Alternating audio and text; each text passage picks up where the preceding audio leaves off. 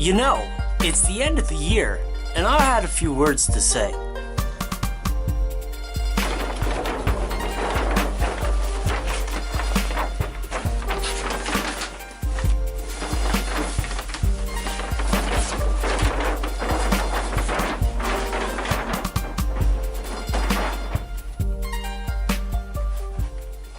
I had to get rid of that green thing. It was really beginning to bother me. I put it up because me and my daughter were experimenting with it with her horses and stuff like that, but I thought it was gonna work for me in, you know, doing funny things, but just with the windows and the alternate types of lighting and it just the tight space, it just doesn't work. So in this video, I wanted to talk about the accomplishments of this year and what I'm gonna be doing next year to move forward. To fix things. Basically, I'm going to try to start putting in an extra effort to do some things to, you know, I'm just going to work harder. That's my New Year's resolution. Just work harder. Like, I've always gave 110% in my art, but in the video editing, I've always just kind of threw it in there because there's a lot of extra work in doing this stuff. Like the audio portions in itself, like, there are thousands of clips out there that you can listen to play in these videos and stuff like that to get the flow going and stuff. Man, this is all a little bit stressful. I get a little dizzy thinking about it all.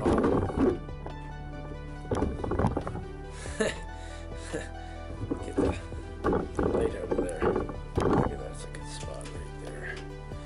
Gotta put some pictures up here.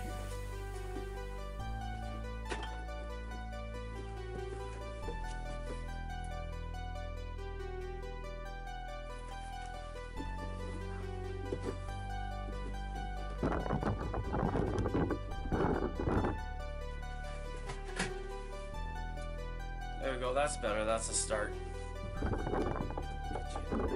we go.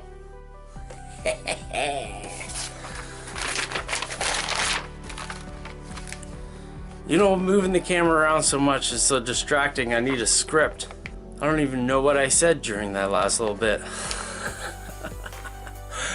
I want to thank my patrons from over the last year.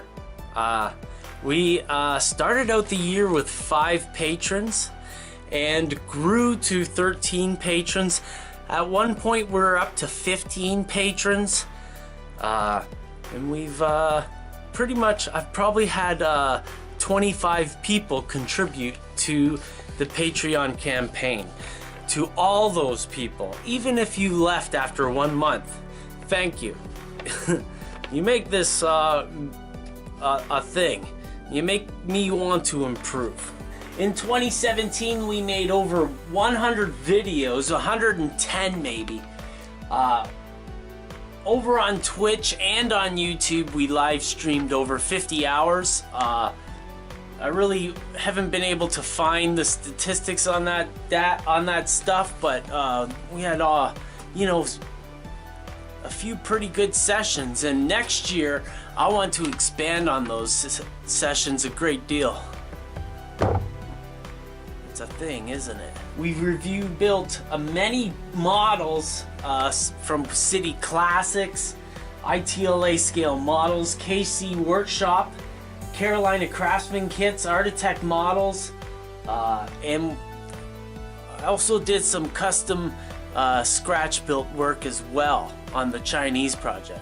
Built 2 Southside hotels into one double-sided model. The single model is a background flat, so it's a very expensive model, I have to say, and I slapped 2 of them together and it looked really good. I was really proud of that project. We also built a elevated rail in HO scale and N scale. The N scale project's going to be finished in the new year. Got to get track on it. Man, track's expensive. I combined all my dioramas into a TOMA project, the one module approach from Model Railroad Hobbyist. We took those dioramas and combined them together in a 3-foot by 5-foot scene. And next year we'll electrify that and run trains on it. We have plans for other TOMA modules next year too. I toured the Our Miniatureland.ca exhibit in Toronto, Canada. It's actually in Mississauga or in and around that area. But its goal to be located at Toronto once it gets full funding. And since there are, you know, those places all over the world really now, New York, Berlin, Russia, you know, why not have it in Toronto? So I think that's going to become a thing. That was fun. They invited me to build structures for them. I'm not a plastic modeler, so I built the model. I wasn't happy with it. I basically rage quit because of my poor performance with foreign materials. Just a note. Plastic can never be brick. It's always shiny. You can't make it flat. You can't make it soak in light like wood does. It's just not a thing. You just can't make it look like brick. It's shiny, and under these lights of layout, plastic will never look like brick. Couldn't wrap my head around it. Sorry. The live streams were one of my biggest accomplishments on a personal level. I am not the social butterfly you might think that I am. I am socially shy like many of you, and you know, within my shop here, I have a you know, a sanctuary where I am able to perform my craft without your judging eyes. So it's, you know, it's kind of easy in here, but out in public, that would be a total different story. I don't go out. You want to pay me to do it? Fine, I'll do it.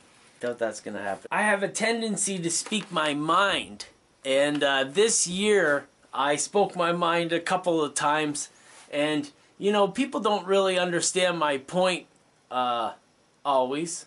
I am neurotypical in nature. It is, some would say I'm probably on the spectrum, aka eccentric. Yeah, fine. But the thing is people don't really understand my point of view at always. And what's coming out, if you be predetermining my point because you've heard it 100 times by normal people, you're not listening to a normal person. So if you're hearing the story about Ron Perry from somebody who's never met Ron Perry, sat down, had a drink with him, then you're probably not getting the right story. But one thing I recognized this year on YouTube was I was largely alone. You know, I have my viewers and patrons along for this ride, but the collaboration wasn't there. That's a thing, and you know, I decided that you know, I had to move forward with that, and that's why I went to Ken Patterson. But I went to Ken's because, you know, there were no other options, and how is that? So, you know, I moved on, looked bigger and better, and that's kind of gonna continue with 2018, with a little bit more quality, and also with a little bit more consistency, a lot more content. Like we're gonna be able to sit down and you're gonna be able to watch the football game or something and chat while stuff's going on in the shop. And over the year, I'm gonna try to make little video movies about different projects and stuff.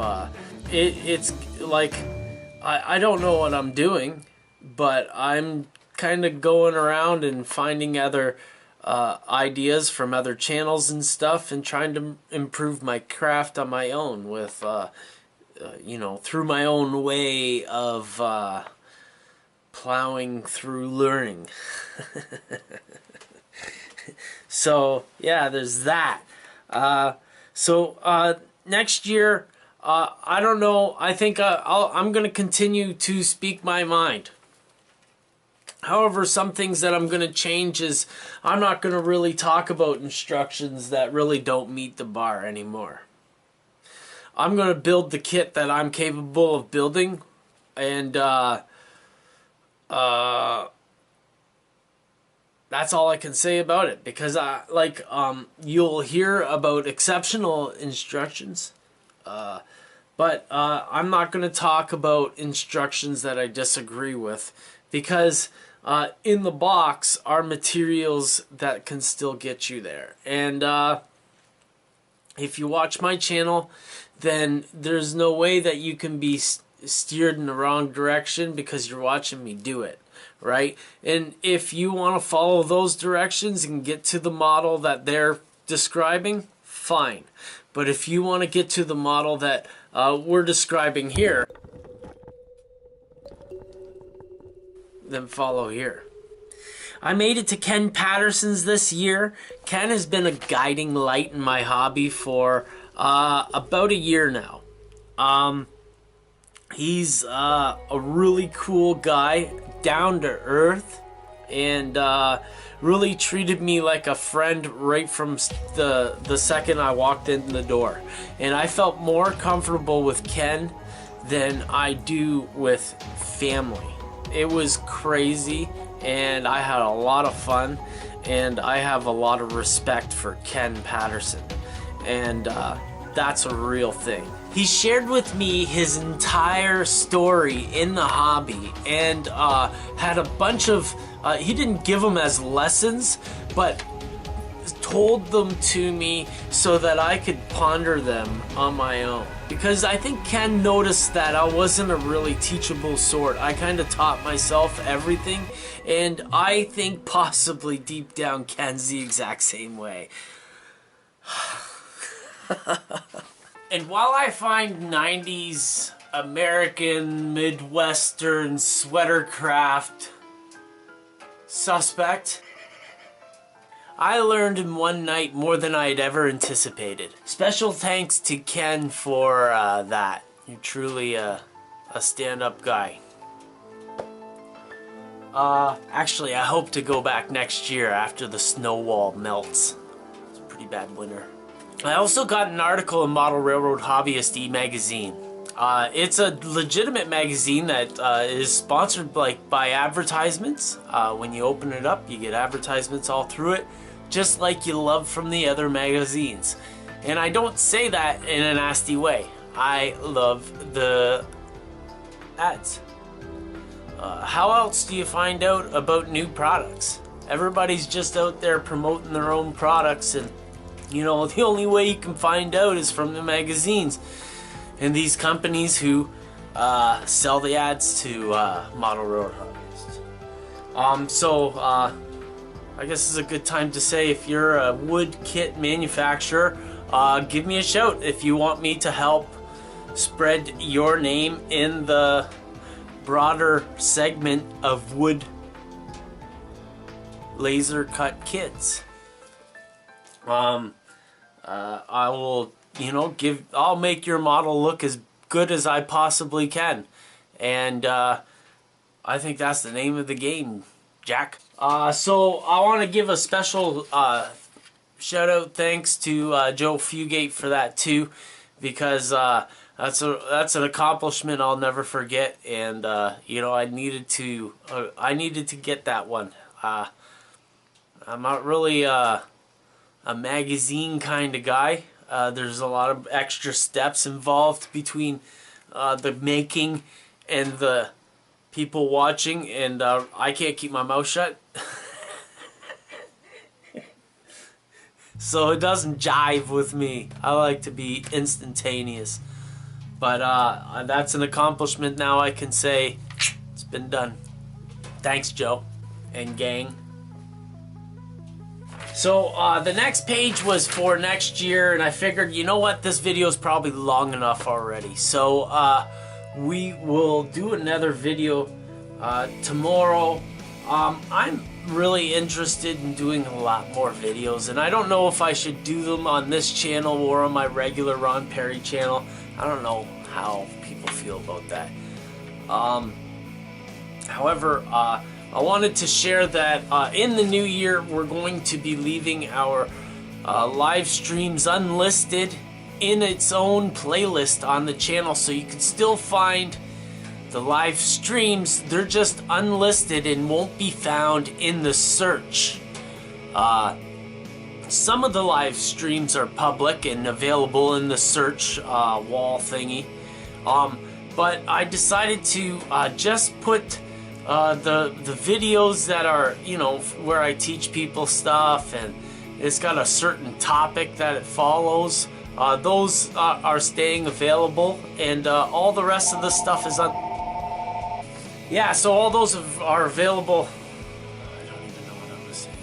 So those will all still be available, and yeah, in the new year, let's build some models together.